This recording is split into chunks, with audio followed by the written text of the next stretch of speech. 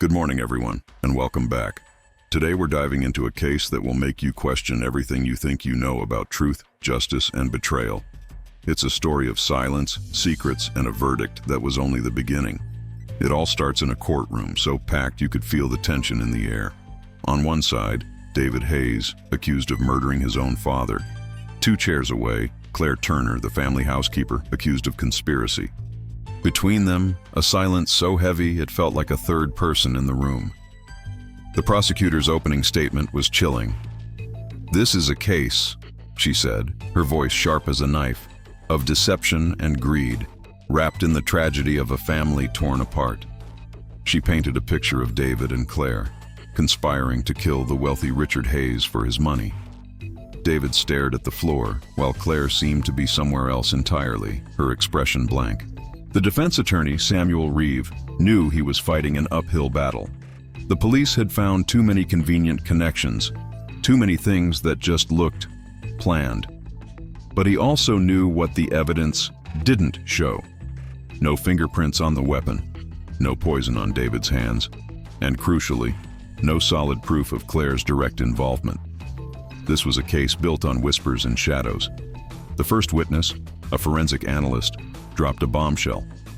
The sedative that killed Richard Hayes matched a vial found in Claire's medical cabinet.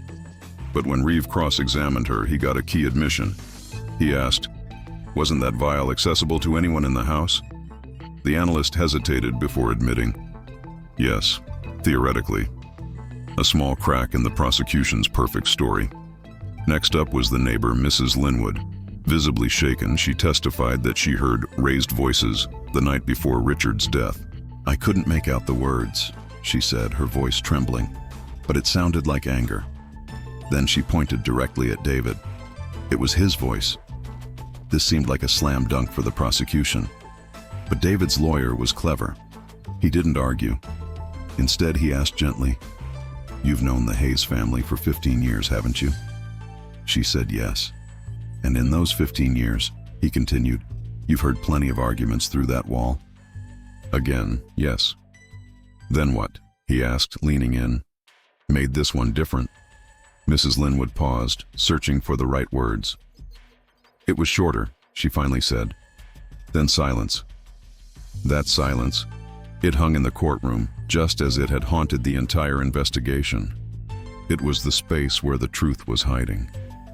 Then came the moment everyone was waiting for, Claire's testimony. She walked to the stand as if in a daze. The prosecution had offered her a deal, immunity if she testified against David, but she refused. She swore under oath that she had nothing to do with Richard's death. The prosecutor went on the attack. "Then how do you explain your fingerprints on the vial of sedative?" Claire's voice was steady. "Because I cleaned that cabinet. It was part of my job." The prosecutor wasn't buying it. "And what about the $50,000 transferred from Richard's account to yours the day before he died?" Claire's composure finally broke. Her lips trembled as she explained, "It was a loan. He told me to take it for my mother's surgery." The prosecutor paced before the jury. "Without a signature?" he scoffed. Claire's voice was barely a whisper. "He said he'd sign later." The prosecutor turned to the jury, his voice dripping with disbelief. "You expect this court to believe that your employer, who had just cut his own son out of his will, also decided to gift his housekeeper $50,000 with no paperwork the day before his death?" Claire had no answer. She just stood there, her silence damning her in the eyes of many.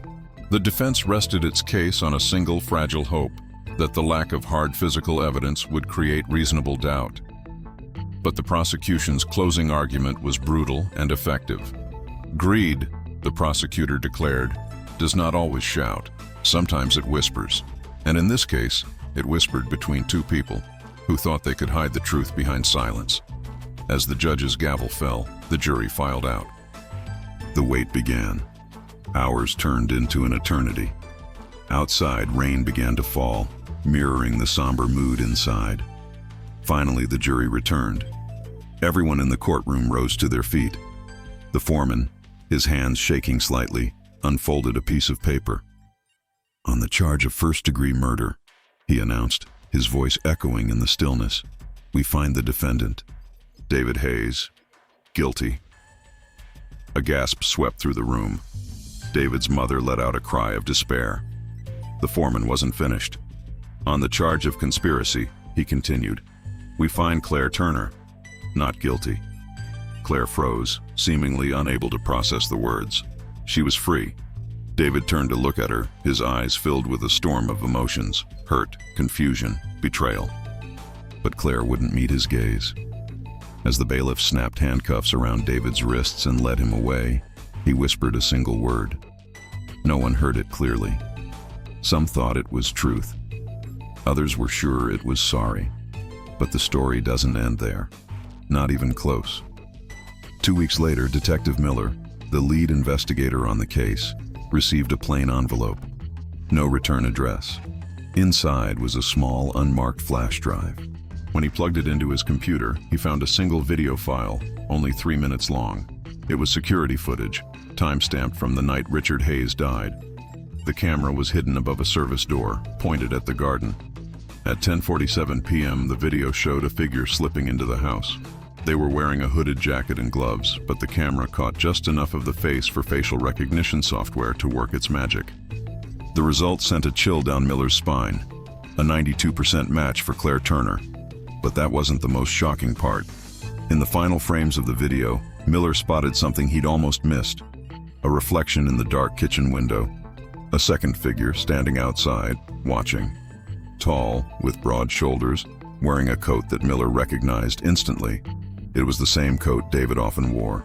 The video ended abruptly, leaving Miller staring at his screen, the sound of the rain against his window the only noise in the room.